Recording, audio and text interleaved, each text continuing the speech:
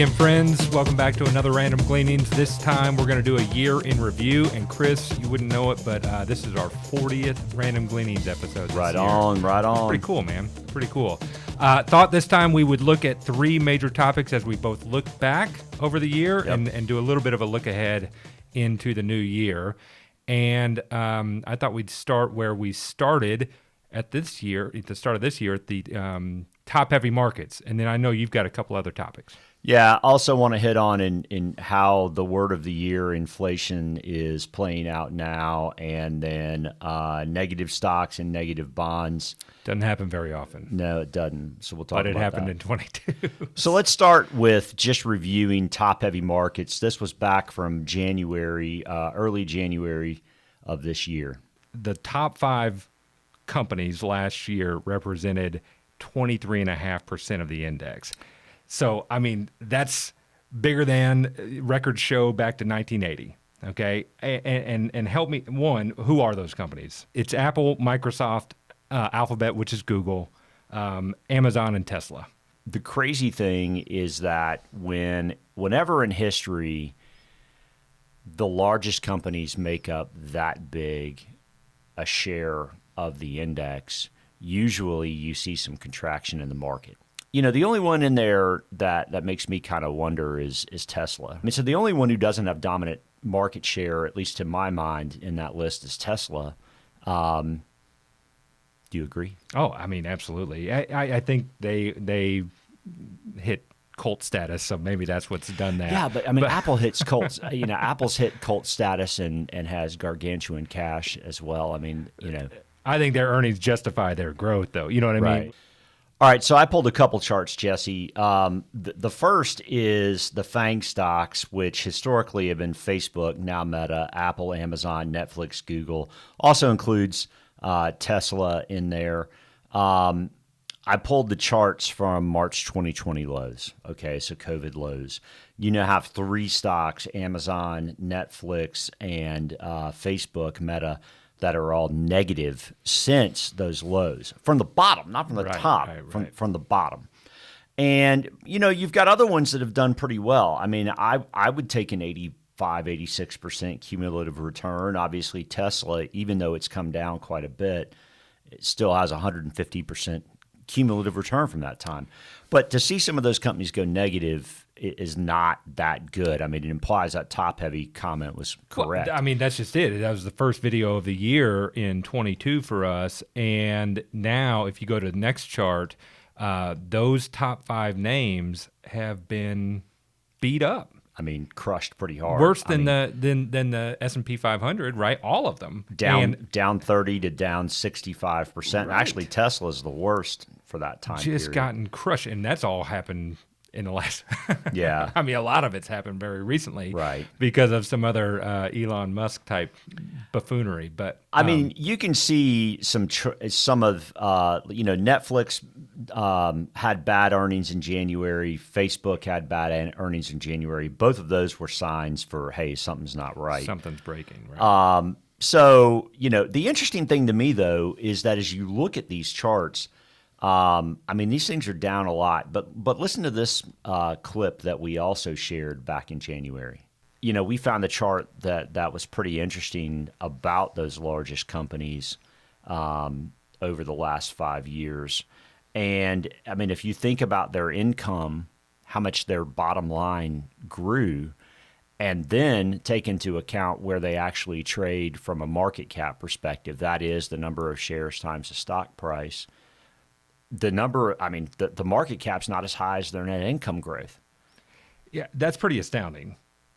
Only because, as you said, you would think that maybe these companies representing that much of the index are overvalued, but on this metric, it would seem to argue that in fact they may be undervalued. Right. I don't know what to make of that. That's pretty interesting. That during that time period, net income grew faster than the market cap of those companies, and now you've got them down anywhere from 27 to 65% year to date. I mean, yeah, it is. And if we go to the next chart, It's also interesting, I think, because the first clip had what the top 5 companies represented as Which far was as market what, 24, weight. 25%. Something up there. And now we look at it, and it's 17.2. And just a side note, Tesla's out. Berkshire Right. Hathaway's in. Right. Okay. Right. So the top 5 have. So I think directionally we were right in that when things get extended that far,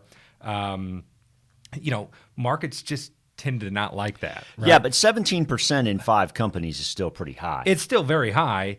The other thing is, though, to your point of that second clip is, man, some of these companies with great income, great revenues, coming down to earth from a valuation standpoint. I mean, if you get a scenario where net incomes hold up, we'll see. Right, of course. Because earnings have been pretty much flatlining year over year for the S&P broadly. But if earnings hold up for these companies and you get a slower inflation number, continuing, and you get at some point late 2023, 2024, maybe earnings cuts, those could be some really interesting stories sometime in 2023, maybe 2024. It's one of those let's hold, but keep a pin in this one. Yeah, keep an eye on for sure. Absolutely. Okay, let's move to the next topic, which is the big word of the year. You said it was inflation. Let's take a look from April 8th at a couple clips. All right, listen, right out of the gate. If you have not looked at your portfolio in the last 6 months, or you haven't talked to your advisor about it in the last 6 months, or your advisor hadn't called you about this in the last 6 months, you need to be watching this video. First chart. So sticky inflation. This is job openings in the United States, over 11 million, versus the unemployment rate, which is 3.6%. Okay.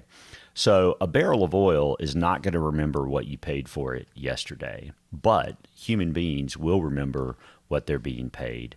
And ultimately, if there are 11 million jobs out there and a 3.6% unemployment rate, one of the Fed's biggest concerns is that inflation sticks around because there's too big of a gap between these two numbers. Okay. So Jesse, on December 4th, Powell came out and basically said that, CPI numbers are showing some move in the correct direction, but that wages were still just too high in terms of wage inflation. So a familiar story from April. Yeah, and just a side note on that, April started Q2. We were encouraging folks to be paying attention. Q2 was down 16.5% on the S&P. So something again. It goes into some of this stuff about predicting markets into the next year. Let's just pay attention. Let's just pay attention, right? But you found a great picture going back to Powell and inflation, and he looks kind of grinchy, doesn't he? It's not a. I'd hate to be photographed as often as he is, but no kidding. So in the next chart, this was in that April clip. 11 million open jobs back then, 10.3 million open jobs now, 3.5% unemployment rate then, 3.7% now. It hadn't changed a whole heck of a lot. Not a whole lot of progress since then. That's right. And now's when he's saying it. Yeah, and Powell said on December 4th, this is what they're paying attention to. Right. I mean, what does that mean for next year? I have no idea, but they sure are continuing to say that they're not going to let off. In fact, next picture, this was Neil Kashkari from August. We're going to continue to do what we need to do until we're convinced inflation is well on its way back to 2%, and we're a long way from that. They're still a long way from that. It's funny because I pulled this from our August video that we highlighted it back then. Because to your point, they're still a long ways from it. Right. And yet a week later, we highlighted what they had said at that time, which was they're calling for a 3.9% federal funds rate at the end of the year. Right. Right. Where are we at today? 4.3. Yeah. I mean, we're way up there. We're above where they were calling for. So again, predictions. Come on, these are the smartest people in the world. Yeah, and they were still low. I mean, now the look on your face says, "Man, that's a big number." And at that point, it was, and they're even higher than that now. That's just it. So next chart, our friend Charlie Bolello made some comments about how the Fed normally responds to the S&P At least in the correcting. last decade plus, right? Yeah. And I mean, the S&P's down 18% as of this recording, December 29th, or thereabouts, right around down 18. And Charlie was saying back in end of June 2022, S&P was down 25% at that point. How are they responding to that? Rate hikes and quantitative tightening. Nothing's changed. Nothing has changed. They're continuing to raise their rate, and tightening continues as we go into 2023. But I think this is a good one for the next topic, which is stocks and bonds both down in 2022. So walk us through this chart. We looked at it earlier in the year and we've updated it, but let's take a look at our discussion. Okay, so if we go to the next chart, I wanted to address where the rubber meets the road, or has met the road already for some folks, and that is in the what is commonly referred to as the all-weather portfolio. 60% stocks, 40% fixed income. Right. Okay. And if we look at this, 2022's highlighted in blue, red across the board, S&P 500 first column, 10-year treasuries second column, and that blend. Yeah, so not a lot's changed since that time period in August. I mean, again, you've got 5 years where both stocks and bonds have been negative in the same year, and 2022 is the only year where they have been negative by double digits at the same year. Yeah, one of the things that we pulled out this time in looking at it was fixed income. The 10-year treasury is the proxy here, but fixed income has done pretty well after those years, in years 2, 3, and 4, following a 2-year negative. And then a note is that 21 and 22 were both negative for fixed income. And so highlighted in orange back in 1957 and 1960, that after 2 consecutive years of negative fixed income performance, those years didn't look very bad either. So, bonds have gotten better valued here after they've gotten so beat up. So stocks and bonds have both gone down at the same time. And the story on this chart, and the reason 60/40 would be referred to as an all-weather portfolio, is generally when stocks zig, the high-quality U.S. government bonds zag, right? Like that's a flight to safety. That's where people go. That's right. To hang out and hide out. That hasn't worked this year. And so the question now is, what happens with equities next year? You go back to 2008, for example. 2008, 10-year treasury was up 20%, right?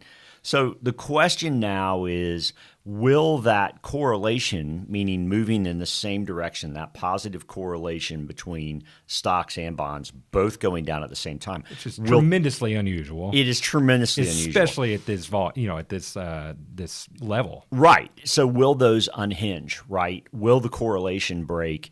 And if earnings continue to be a challenge, if valuations continue to be a challenge, if the Fed continues this march higher in terms of interest rates, will those things decouple, and will Treasuries start to do better, especially if we have the potential for recession? What I take away from this chart in blue is that, years 2, 3, and 4 at least have the potential, no guarantees, but looks to me like we could have some potential for reversion. Yeah, I think that's right. And and listen, if we're in a situation with 60/40, a moderate all-weather portfolio, if stocks were flat for 2023 and bonds do better, that's a positive You're return. getting a positive right? return, that's right. So we'll see what happens. I'm relatively optimistic that bonds start to work sometime in the next, we'll see. No guarantees. First half of the year, I'd like to think that bonds are probably going to work a little better. Yeah, I think that's a good optimistic view. I really do. So what about equity? Targets. You're starting to see these chief strategists put out equity targets for the S&P for 2023. Well, I don't care to make any prediction there. Again, Nor do I. I would prefer to continue in our process of letting the data tell us in the moment. But the interesting thing is a Bloomberg article highlighted that for 2023 predictions, the spread between the high and the low of what analysts are predicting is about as high as it's ever been, up north of 30% spread. I think that the numbers I saw, one analyst had it at 36.75, which is actually below where it is right now. Right. Okay, at the end of 23, and one had it at 5,000. That's a big spread, It's a big for sure. spread. You know, I mean, think things would have to go exceptionally right for 5,000. Oh, my goodness, yeah. But hey, I mean, it could happen. it could happen, but and hopefully by nature of keeping up with things as we go, the opportunity will present itself if that starts to show itself. So take a look at this next chart. You know, the probability of a recession in the next 4 quarters. What's interesting is, I mean, this is like the most predicted recession ever, or potential for recession, because we're technically not in recession yet, or at least that's what we've been told by those who get to tell us such. But every time there's been a spike like this, you know what? There's actually been a recession, or at least most every time. So, you know, you would think you'll probably see one somewhere in here. Yeah, and obviously the human aspect of that is no fun to think about. It is part of a cycle, and it's something to be prepared for. So, you know, maybe there's the opportunity that if you haven't done planning or you know, something there, you know, ideally I'd like to think our clients are pretty taken care of in that regard. Yeah. So if you're not taken care of, talk to us. We'd love to chat for sure. You know, and then lastly, the presidential cycle chart. So last year, 2022, this past year was year 2 in this chart. Year 3 historically in a presidential cycle has been the best performing year, with a positive return 83% of the time since the Great Depression. Yeah, and we called this out earlier in another episode, but there's never been a recession that started in year 3 of a presidential cycle. So the last chart, the next 4 quarters, probability of recession being very high, and never having a recession, and probability of positive returns being so high, something's. So I mean, either this is going to be the first year where there's a recession in year 3, or you know, we're remarkably just going to turn the ship. Inflation's going to drop, yields are going to drop, and resumption to the upside for earnings, which have been flat as a pancake for a year. Yeah. Right. I mean, at some point, you know, people don't pay up for flat earnings. Yeah. They just don't. So with those two competing, you know, ideas, there will be plenty to keep up with, I think, in 2023. Well, you know, here we go. Here we go. Let's do another 40 or more next year. Absolutely. You got anything else? Nope. Thanks as always for watching. We're grateful to you. Please do click subscribe, hit the bell if you want to be notified when we post. Please share. I mean, again, you know, there have been a lot of folks who have not had a good year in their investment portfolios. We'd love to talk with them if we can be helpful. Thanks as always. Happy New Year.